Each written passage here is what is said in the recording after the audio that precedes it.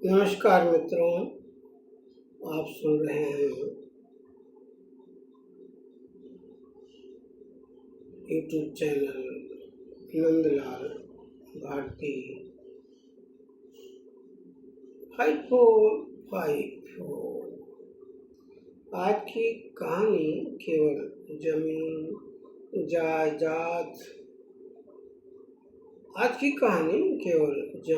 जायदाद के बंटवारे की कहानी नहीं है, बल्कि उन रिश्तों की कहानी है जो अधिकार और स्वार्थ की आंच में अक्सर परीक्षा से गुजरते हैं। यह कहानी हमें याद दिलाती है कि परिवार केवल खून के रिश्तों से नहीं, बल्कि त्याग, विश्वास और साथ निभाने की भावना से बनते हैं। आइए सुनते हैं एक मार्मिक कहानी, समंदर की आग। लेखक एवं वाचक नंदलाल भारती। गांव के पुराने घर केवल ईंट, गारे और लकड़ी से नहीं बनते। उनमें वर्षों की मेहनत, माता पिता के सपने, अधूरी इच्छाएं, बच्चों के भविष्य के लिए किए गए त्याग और रिश्तों की गर्माहट भी चुन दी जाती है। उन घरों की दीवारों में पीढ़ियों की हंसी, आंसू, संघर्ष और उम्मीदें सांसें लेती हैं। ऐसा ही एक घर था, गांव के बीचों बीच खड़ा। वह पुराना मकान दूर दूर तक एक आदर्श संयुक्त परिवार के रूप में जाना जाता था। बरामदे में टंगी बूढ़ी माता पिता की तस्वीरें, आंगन का पुराना नींव और दीवारों पर चढ़ी समय की परतें उस घर की कहानी कहती थी। उस घर में दो भाई रहते थे, तरवर और अरवर। दोनों ने एक ही आंगन में खेलते हुए बचपन बिताया था। कभी मिट्टी के घरौंदे बनाए, कभी बरसात के पानी में कागज की नावें चलाई और कभी खेतों की मेड़ों पर दौड़ते हुए भविष्य के सपने देखे। पिता दिन भर खेतों में पसीना बहाते और माँ दूसरों के घरों में काम करके चूल्हा जलाती थी। कई बार घर में सब्जी नहीं होती थी, लेकिन बच्चों की पढ़ाई कभी नहीं रुकी। माता पिता ने खुद फटे कपड़े पहने, मगर बेटों के लिए नई किताबें जरूर खरीदी। पिता अक्सर कहा करते थे, हमारी जमीन कम है, लेकिन हमारे बच्चों के सपने छोटे नहीं होने चाहिए। समय धीरे धीरे आगे बढ़ता गया। अरवर गांव खेती और पारिवारिक जिम्मेदारियों के साथ जुड़ गया। दूसरी ओर तरवर ने पढ़ाई जारी रखी। संघर्षों से भरे लंबे सफर के बाद उसे शहर की एक निजी कंपनी में नौकरी मिल गई। शहर जाना उसके लिए केवल एक नौकरी पाना नहीं था, बल्कि पूरे परिवार के सपनों को अपने कंधों पर उठाकर निकल पड़ना था। शुरुआती वर्षों में उसने किराए के छोटे कमरे में रहकर जीवन बिताया। कई बार अपनी जरूरतें टालकर वह गांव पैसे भेजता रहा। धीरे धीरे उसने जमीन खरीदी, छोटा मकान बनाया और अपने बच्चों की पढ़ाई पर ध्यान दिया। लेकिन शहर की दूरी उसके रिश्तों के बीच कभी नहीं आई। हर त्योहार पर वह गांव आता, खेतों की मेड़ पर बैठकर पिता से बातें करता और माँ के हाथ की रोटी खाकर लौटता। अरवर का परिवार उसके लिए हमेशा अपना ही परिवार रहा। फिर एक दिन परिवार पर बड़ी विपत्ति टूट पड़ी। अरवर को कैंसर हो गया। खबर सुनते ही तरवर और उसकी पत्नी जया गांव पहुंचे। अस्पतालों के चक्कर शुरू हुए। जांच, दवाइयां, डॉक्टरों की सलाह और बढ़ते खर्च के बीच अरवर का परिवार टूटने लगा था। ऐसे समय में तरवर उनके साथ दीवार की तरह खड़ा था। कभी वह अस्पताल की लाइन में दिखाई देता, कभी दवाइयों की व्यवस्था करता और कभी डॉक्टरों से बात करता। जया कई कई रातें अस्पताल के बरामदे में बैठकर काट देती। अरवर कई बार भर्राई आवाज में कहता, भैया इतना सब मत कीजिए। तरवर मुस्कुरा देता, भाई का हाथ पकड़ने में हिसाब नहीं लगाया जाता। लंबे इलाज और संघर्ष के बाद अरवर धीरे धीरे स्वस्थ होने लगा। परिवार ने राहत की सांस ली। शायद उसी कठिन समय ने दोनों भाइयों के रिश्ते को और मजबूत कर दिया। इसी दौरान अरवर के बेटे की पढ़ाई का प्रश्न सामने आया। शहर में पढ़ाई, रहने की व्यवस्था और बढ़ते खर्च अरवर की सामर्थ्य से बाहर थे। एक बार फिर तरवर आगे आया। उसने लड़के के रहने की व्यवस्था की, पढ़ाई में सहयोग किया और उसे कभी यह महसूस नहीं होने दिया कि वह किसी और के घर में रह रहा है। वर्षों की मेहनत रंग लाई। एक दिन खबर आई कि अरवर का बेटा अफसर बन गया है। पूरा परिवार खुशी से भर उठा। उस दिन तरवर ने देर तक माता पिता की तस्वीरों के सामने बैठा रहा। उसे लगा जैसे उनके संघर्षों का फल मिल गया हो। समय आगे बढ़ता रहा। अरवर की सबसे छोटी संतान के विवाह की जिम्मेदारी उसने खुद ने उठाई। अरवर की सबसे छोटी संतान के ब्याह की जिम्मेदारी सामने थी। अफसर बेटा अपनी नौकरी में व्यस्त था। ऐसे समय में सेवानिवृत्त हो चुका और स्वयं बीमारी से जूझ रहा तरवर फिर आगे आया। विवाह की तैयारियां शुरू हुई। कभी वह सामान की सूची बनाता, कभी रिश्तेदारों को फोन करता और कभी मेहमानों की व्यवस्था में जुटा रहता। जया भी हर काम में उसके साथ खड़ी रही। शादी सकुशल संपन्न हो गई।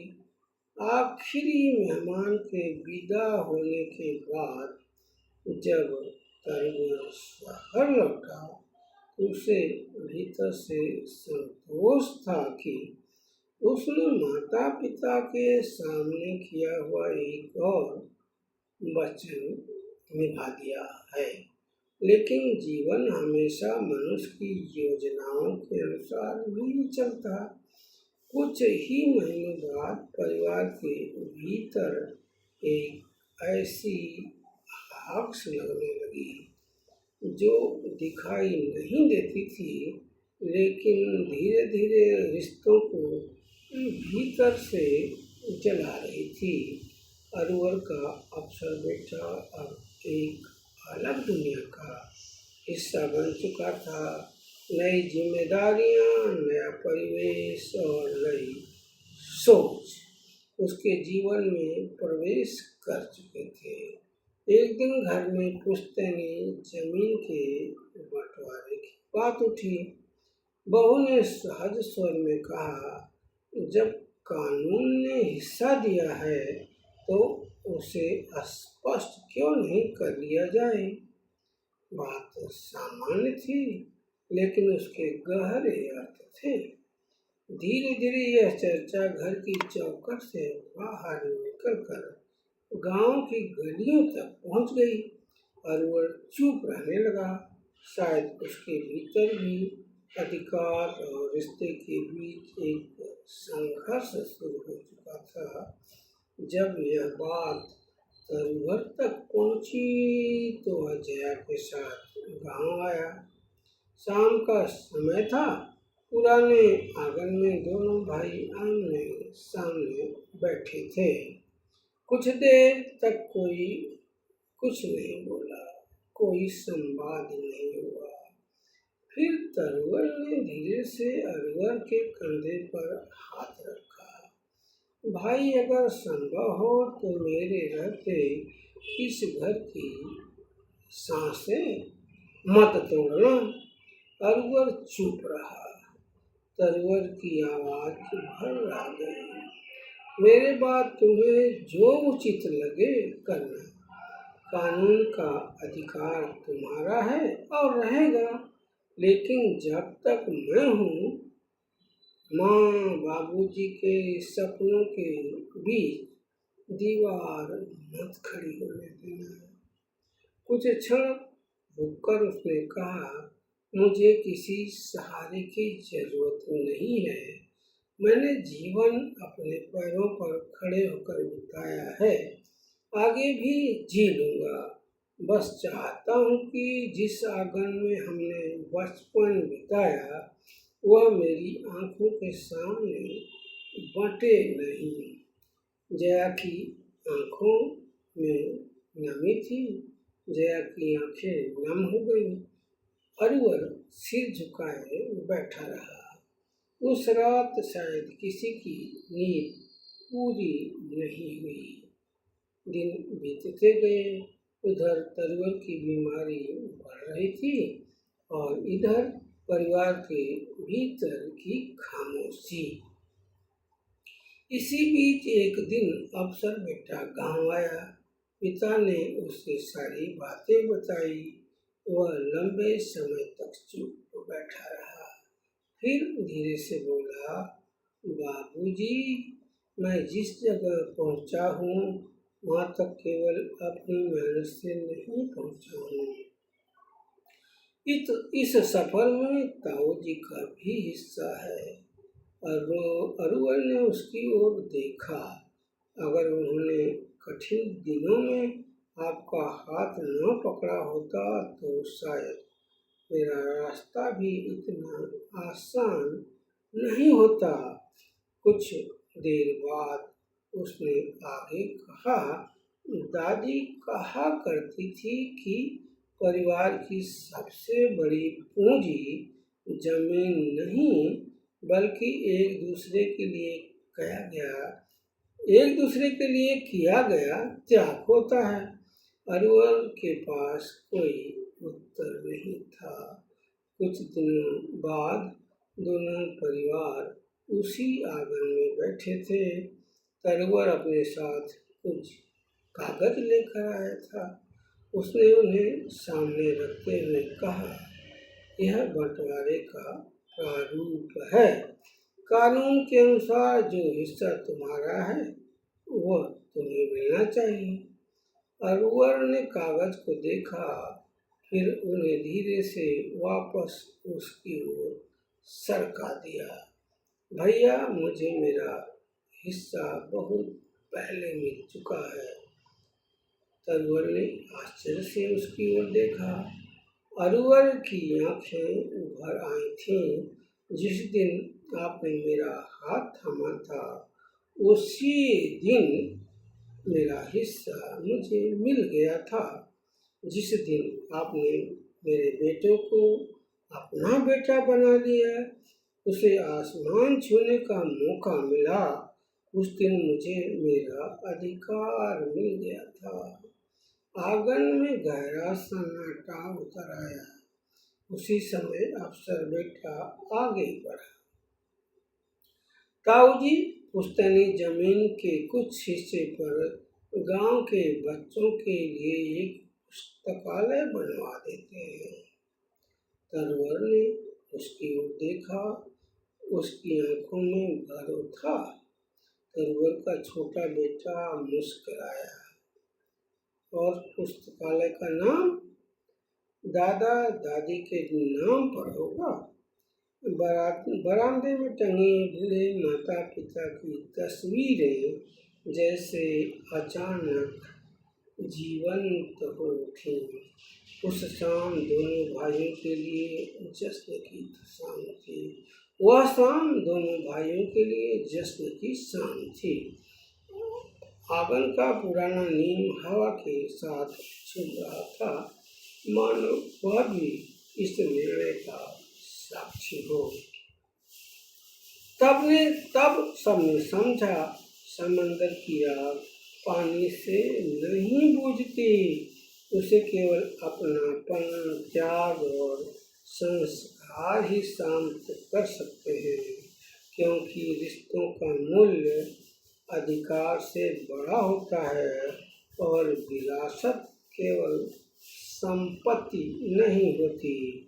विरासत होती है विश्वास की, विरासत होती है साथ निभाने की, विरासत होती है उस हाथ की जो कठिन समय में बिना बुलाए कंधे पर आ टिकता है। जमीन बांटी जा सकती है, मकान बांटे जा सकते हैं, लेकिन यदि दिल बच जाए तो परिवार बचा रहता है। और जब परिवार बचा रहता है, तभी सचमुच विरासत बचती है। तो मित्रों, यह थी कहानी समंदर की आग। कहानी हमें यह सोचने पर मजबूर करती है कि जमीन और संपत्ति का बंटवारा तो संभव है, लेकिन यदि रिश्तों के बीच दीवारें खड़ी हो जाएं तो सबसे बड़ी हानि परिवार की होती है। याद रखिए, रिश्तों का मूल्य अधिकार से बड़ा होता है और विरासत केवल संपत्ति नहीं, संस्कार भी होती है। यदि आपको यह कहानी पसंद आई हो तो इसे अपने परिवार मित्रों के साथ अवश्य साझा करें और सब्सक्राइब भी करें। मैं हूँ नंदलाल भारती। आप सुन रहे थे यूट्यूब चैनल नंदलाल भारती 5454 पर नंदलाल भारती की लिखित कहानी समंदर की आग। नमस्कार।